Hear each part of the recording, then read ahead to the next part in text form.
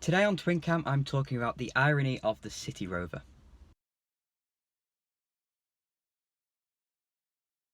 After BMW dumped MG Rover in the year 2000, things weren't good. The Rover Group had been relieved of its most valuable assets in Land Rover and Mini, and was left with the new Rover 75 and the ageing 25 and 45 ranges. Land Rover had gone to Ford to join its former British Leyland stablemate Jaguar. Meanwhile, the new owners of MG Rover, the Phoenix Consortium, paid a nominal sum of £10 for the company, with £500 million going the other way to secure the short-term future of the company. Despite derision towards BMW for what they'd done to Rover, and jubilation among the Longbridge faithful for the new ownership, Rover needed new models fast. And very quickly, they launched the Rover 75 Estate, the facelift MGF, now known as the TF, and a new range of MG saloon cars, the ZR, the ZS and the ZT, otherwise known as the three Rovers in sporty dresses. Although well received, these new MGs weren't what the company needed. And although yes, they expanded the range and brought new people into the MG Rover fold, they were still based on three ageing models.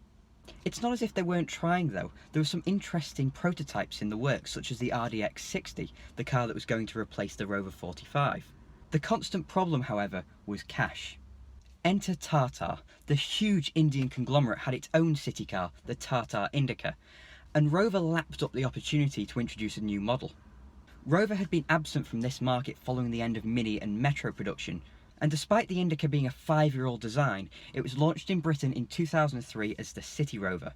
The cars were built by Tata in India and then shipped over to Longbridge, where Rover stuck on a Viking Longship badge to the front, new bumpers, stiffer suspension and some quicker steering.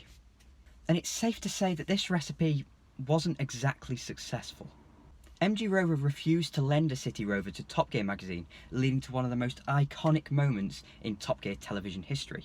James May went undercover to test drive a CityRover at a Rover dealer, and not only did this debacle make the CityRover a bit of a laughingstock, but the car itself was never going to set the world alight, what with its cheap interior and uninspiring characteristics, even if it was very practical and rather quick. Rover didn't have much of a say on how the car was engineered.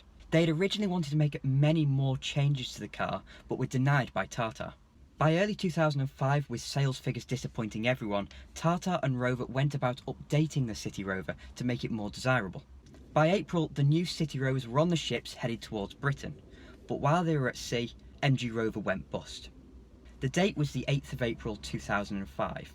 The question then lingered about what would happen to these cars. Most of them went back to Tata, but some of them slipped through the net and were sold by Motorpoint at the knockdown price of £3,999.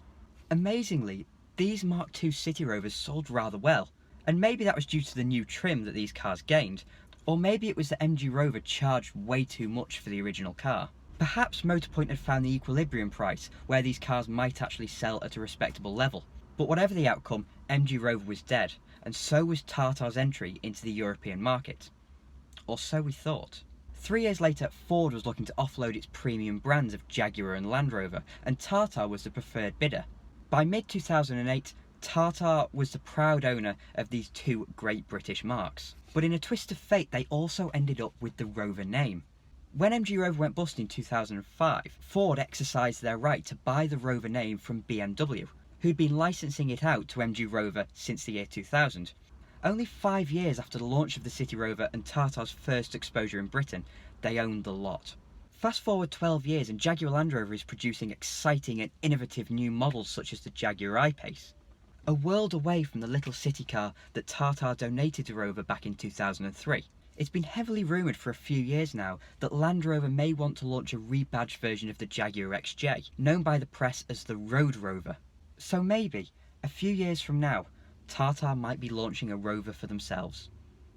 Thank you for watching. If you enjoyed the video, please click like down here and subscribe down there. It really helps the channel and pushes me to make more videos like this. So if you did enjoy it, please leave your comments below about stuff that I've missed, stuff that I've done wrong, and any suggestions for anything you'd like to see in the future. But for now, I'll see you in the next one.